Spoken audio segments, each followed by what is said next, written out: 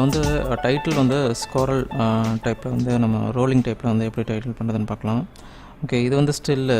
இப்போ நம்ம last time பார்த்தோம் இல்லைங்களா ஸ்டில்லு. இப்போ வந்து நம்ம ரோலிங் டைப் பார்க்கலாம். ஸோ ரோலிங் டைப் பார்க்குறக்கு நான் ஒரு டைட்டில் க்ரியேட் பண்ணுறேன். Create new roll type. Okay கொடுத்துட்டு ஜஸ்ட் ஓகே. அந்த டைட்டிலுக்கு ஒரு நேம் அப்புறம் கொடுத்து நான் ரீநேம் பண்ணுறேன். ரீநேம் பண்ணிக்கலாம். ஓகே, நான் வந்து இப்போது ஜஸ்ட் ஒரு நேம் கொடுக்குறேன்.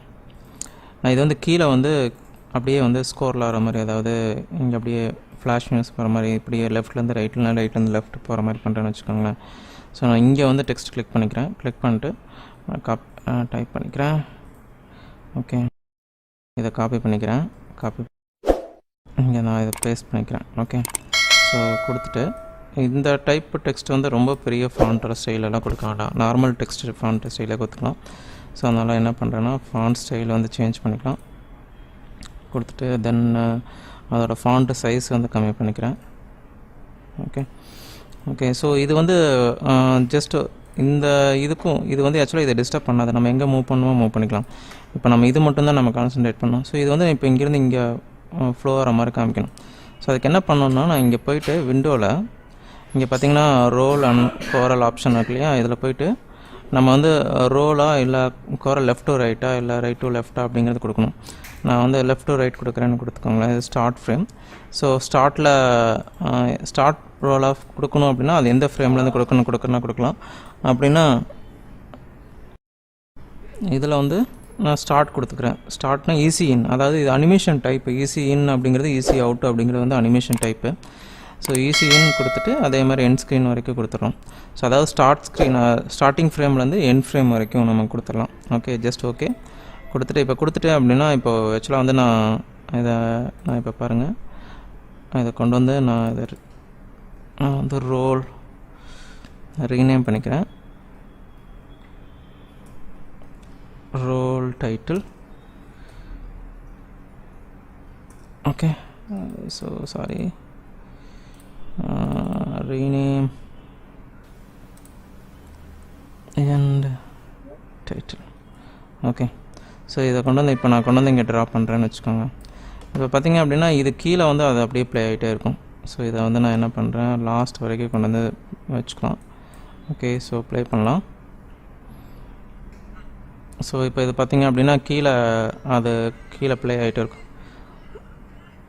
ஓகே, நான் இப்போ இந்த டைட்டில் வந்து நான் என்ன பண்ணிடுறேன், டிசேபிள் பண்ணிடுறேன். ஓகே, ஸோ இப்போ டிசேபிள் பண்ணிட்டு இந்த டைட்டில் மட்டும் நான் மறுபடியும் எடிட் பண்ணுறேன். டபுள் கிளிக் பண்ணோம்னா அது ஓப்பன் ஆகிடும். இப்போ இது வந்து ஃப்ளாஷ் நியூஸ் மாதிரி போகிறதுனால பின்னாடி வந்து நம்ம ஒரு பார்டர் கொடுத்தா நல்லாயிருக்கும். ஸோ அதனால் என்ன பண்ணுறேன், நான் இதுக்கு வந்து ஒரு டெக்ஸ்ட் வந்து அப்ளை பண்ணுறேன். ரொம்ப சின்னதாக இருந்தால் போதும். இந்த மாதிரி டைப்பில் கொடுக்கும்போது சின்னதாக கொடுத்துட்டு அதை கீழே மூவ் பண்ணிக்கலாம். ஸோ அது வந்து கீழே அந்த எட்ஜ் வரைக்கும், இந்த கார்னர் எட்ஜ் வரைக்கும் நம்ம கொடுத்து செட் பண்ணிக்கலாம். ஷிஃப்ட் ப்ரெஸ் பண்ணி மூவ் பண்ணோம்னா ஸ்ட்ரைட்டாக மூவ் ஆகும். ஓகே, மூவ் பண்ணிட்டு இப்போ அந்த டெக்ஸ்ட்டை செலக்ட் பண்ணிக்கிறேன்.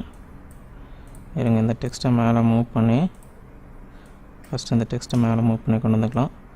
இதை கொண்டு வந்து இங்கே கொண்டு வந்து வச்சுட்டு ஓகே, இதை வந்து நான் என்ன பண்ணுறேன் அப்படின்னா கலர் சேஞ்ச் பண்ணிக்கிறேன். ஓகே, ஜஸ்ட் லைட்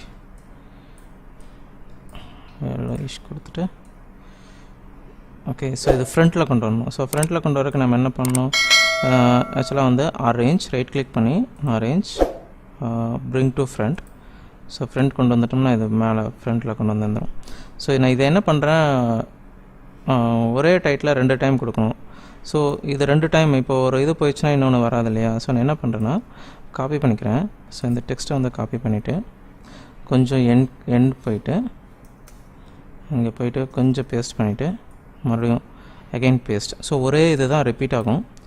ஆனால் நம்மளுக்கு பார்த்திங்கன்னா அதே வந்து திரும்ப எந்த சைடு வந்து இங்கே வர மாதிரி இருக்கும். ஸோ நான் இதை ரெண்டையும் என்ன பண்ணிட்டு சரி பண்ணிட்டு கொஞ்சம் ஃபாண்ட் சைஸ்க்கு வந்து கம்மி பண்ணிக்கலாம்.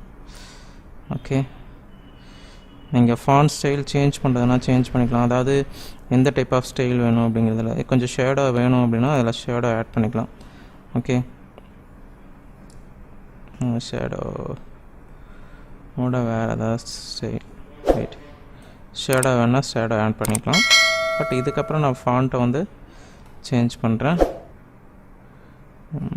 Okay, so font style change பண்ணிக்கலாம். ஓகே, கொஞ்சம் ஸ்லோவாக இருக்குது.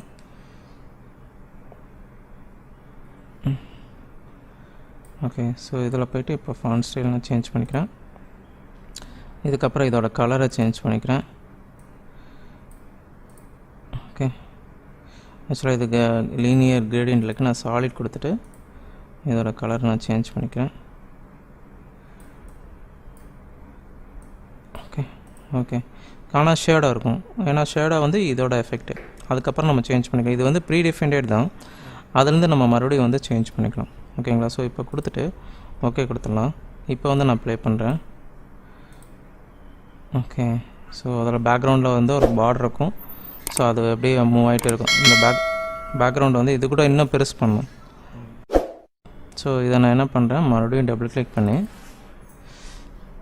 ஓகே, ஸோ இந்த டெக்ஸ்ட்டு ஃபாண்ட் சைஸ் வந்து நான் என்ன பண்ணுறேன், என்ன பெருசு பண்ணிக்கிறேன். ஸோ லாஸ்ட் வரைக்கும் சேஞ்ச் பண்ணிக்கலாம். சேஞ்ச் பண்ணிட்டு ஓகே, இப்போது நம்ம ப்ளே பண்ணலாம். இப்போ பாருங்கள்.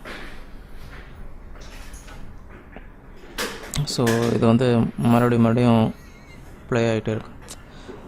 புரிஞ்சுங்களா? ஸோ இது மறுபடியும் கண்டினியூ ஆனால் இது கொடுத்துக்கலாம். நான் இப்போ வந்து இதை டூப்ளிகேட் எடுக்கிறேன்னு வச்சுக்கோங்க. இங்கே கொடுக்குறேன். ஆல்ட்டு ப்ரெஸ் பண்ணி மூவ் பண்ணோம்னா இன்னொரு டூப்ளிகேஷன் கிடைக்கும். மறுபடியும் இங்கே கொடுக்குறேன். ஸோ இது ப்ளே பண்ணோம்னா இது முடிஞ்சோன்னே மறுபடியும் அடுத்தது வரும். ஏன்னா நம்ம டைம் ஃப்ரேம் எவ்வளோ கொடுத்துருக்கோமோ அதுக்கு தகுந்த மாதிரி அது வந்துகிட்டே இருக்கும். ஓகேங்களா? ஸோ இது வந்து ஸ்கோர்லைட் டைப். இதே வந்து நம்ம வேறு டைப்பில் இதை சேஞ்ச் பண்ணணும்னு வச்சுக்கோங்க. இதை வந்து வேறு டைப்பில் சேஞ்ச் பண்ணால் மேலே இருந்து கீழே மூவ் பண்ணணும் அப்படின்னா இதில் போய்ட்டு இப்போது ரைட் டு லெஃப்ட், நம்ம ரைட் சைட்லேருந்து லெஃப்ட் சைடுக்கு சேஞ்ச் பண்ணால் லெஃப்ட் சைட் கொடுத்துட்டோம் அப்படின்னா இப்போ ப்ளே பண்ணோம்னா ஓகே. ஸோ இதை நான் டெலீட் பண்ணிடுறேன். நான் இதையே யூஸ் பண்ணிக்கலாம். ப்ளே. இப்போ பாருங்கள், லெஃப்ட் சைட்லேருந்து ரைட் சைடு வந்து ப்ளே ஆகும். ஓகே, இதை வந்து நம்ம மறுபடியும் சேஞ்ச் பண்ணலாம். Okay, so double click, title, options. So இது வந்து ரோல் டைப் கொடுக்குறோம். ஜஸ்ட் ஓகே கொடுத்துட்டு ப்ளே. ஓகே, மேலேருந்து கீழே வரும். ஆக்சுவலாக மேலே போயிடுச்சு. ஓகே, மேலேருந்து அப்படியே கீழே டவுன் ஆகும். புரியுதுங்களா? இது வந்து roll type. Okay right. So இதுதான் வந்து டைட்டில் வந்து நம்ம ஒன்று வந்து நம்ம ஸ்டில் பார்த்தோம், இன்னொன்று வந்து ரோல் பார்த்தோம். ஸோ இதுக்கு வந்து ப்ராப்பராக எப்படி டைட்டில் செட் பண்ணுறதுன்னு நெக்ஸ்ட் இதை பார்ப்போம். இந்த வீடியோ உங்களுக்கு பிடிச்சிருக்குன்னு நினைக்கிறேன். இதோட கண்டினியூஷன் வந்து நெக்ஸ்ட் வீடியோவில் வந்து நம்ம பார்ப்போம். இந்த வீடியோ உங்களுக்கு பிடிச்சிருந்துன்னா கீழே இருக்கிற சப்ஸ்கிரைப் பட்டனை வந்து ப்ரெஸ் பண்ணுங்கள். அது பக்கத்தில் இருக்கிற பெல் சிம்பிளையும் ப்ரெஸ் பண்ணுங்கள். நாங்கள் நிறைய வீடியோ வந்து அப்லோட் பண்ண போகிறோம். அதோட நோட்டிஃபிகேஷன் உங்களுக்கு ஆட்டோமேட்டிக்காக வரும். இன்னொரு வீடியோவில் உங்களை மறுபடியும் மீட் பண்ணுறேன். Until then, bye. Thank you.